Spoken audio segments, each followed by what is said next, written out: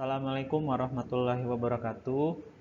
Perkenalkan, saya Agus Pamuji sebagai pengampu dari mata kuliah Praktikum IT ini di jurusan HTN Fakultas Syariah.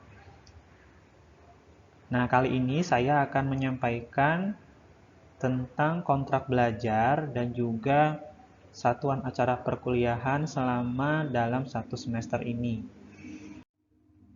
Berikut ini adalah kontrak belajar yang akan saya sampaikan, bahwa untuk mata kuliah ini mempunyai beban SKS-nya sebanyak 2. Lalu untuk metode pembelajarannya akan dilakukan secara daring, yaitu dengan pemanfaatan teknologi internet atau teknologi informasi dan juga teknologi jaringan komputer.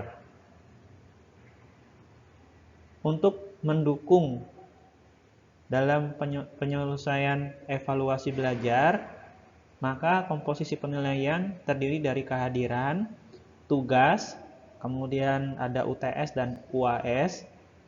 Masing-masing besar bobotnya, nanti kita akan mengikuti acuan yang sudah ada. Nanti lebih dinamis dan juga interaktif. Untuk UTS dan UAS, setiap mahasiswa mengirimkan jawabannya nanti melalui suatu link nanti yang akan disediakan. Kemudian juga tugas nanti bisa dikumpulkan melalui link yang sudah disediakan. Dan juga kehadiran, bahwa mahasiswa harus mengisi kehadiran setiap kali pertemuan melalui link yang kami sediakan di bawah ini. Jadi dimohon untuk bisa mengisi link tersebut. Karena misalkan tidak mengisi, otomatis tidak dianggap hadir. Berikutnya adalah satuan acara perkuliahan yang akan kita laksanakan, dimulai dari pengolahan teks dan dokumen. Nanti kita akan menggunakan Microsoft Word sebagai perangkat lunak bantu, dan saya yakin ini Anda sudah pernah pakai dan juga sudah familiar. Dalam kuliah ini, praktikum ini nanti akan lebih ditingkatkan kembali kompetensi yang sudah ada, sehingga Anda lebih mahir lagi dan juga mengetahui trik-trik dasar dari Microsoft Word tersebut. Selanjutnya, tidak hanya menggunakan Microsoft Word, tapi nanti kalian bisa mengolah data dengan aplikasi yang berbasis spreadsheet, contohnya yaitu Microsoft Excel. Nanti akan kami kenalkan rumus-rumus dan juga trik dalam menyelesaikan suatu permasalahan. Nanti menggunakan metode matematis. Ini akan membantu Anda ketika sedang mengerjakan pekerjaan. Selanjutnya, pengolahan dokumen berbasis point view. Artinya di sini nanti saya akan memberikan tutorial atau pertemuan atau praktikum yang menggunakan Microsoft PowerPoint sebagai alat bantu presentasi ketika Anda ingin merepresentasikan suatu makalah atau tugas-tugas kuliah atau skripsi bahkan. Nah, ini sangat penting untuk dipelajari. Selanjutnya nanti kita akan mempelajari yang namanya teknologi kriptografi.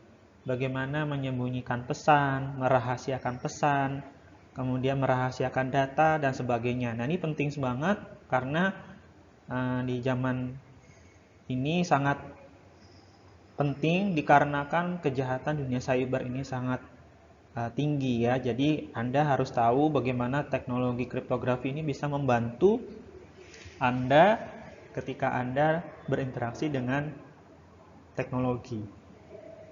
Selanjutnya nanti kami akan perkenalkan dengan teknologi komputasi awan atau cloud computing sebagai media untuk penyimpanan file atau berkas berbasis tanpa adanya perangkat keras ya. Jadi nanti akan kami kenalkan bagaimana bentuk penyimpanannya, kemudian aksesnya, termasuk juga berbagi linknya. Di situ nanti untuk menyediakan setiap pengguna bisa mengakses file tersebut.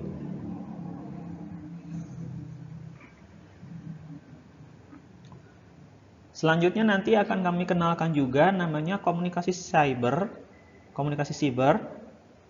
Ini macam-macam sekali, bisa bentuknya email, kemudian ada WhatsApp, kemudian ada chatting, dan sebagainya. Nanti akan kami perkenalkan juga, walaupun sebenarnya Anda pasti sudah familiar dan sudah pernah menggunakan dan punya pengalaman dalam komunikasi cyber. Selanjutnya, nanti ada perancangan antarmuka atau interface blogger. Artinya nanti setiap mahasiswa akan diberikan pelatihan atau ya belajar untuk membuat suatu blog nanti dengan konten yang berbeda dan disesuaikan dengan temanya masing-masing. Dan setelah itu kita akan perkenalkan juga bagaimana mempelajari suatu jaringan komputer khususnya dalam konfigurasi IP address. Jadi IP address ini nanti digunakan sebagai alat identitas dari perangkat komputer yang ada. Dan yang terakhir adalah keamanan IT dan juga etika siber. Nanti saya ajarkan, saya sharing bagaimana keamanan dalam IT itu dan apa yang dilakukan dan juga etika-etika apa yang harus dilakukan dalam dunia cyber. Nah, ini makanya butuh etika karena saat ini orang banyak sekali menggunakan perangkat lunak cyber tidak digunakan dalam hal-hal yang positif. Nah, makanya di sini ada etika cyber. Baik, sampai sini ada pertanyaan? Silakan nanti kalau ada pertanyaan bisa diajukan melalui grup ya. Kemudian jangan lupa kalian mengisi daftar kehadiran yang sudah disediakan. Terima kasih. Wassalamualaikum warahmatullahi wabarakatuh.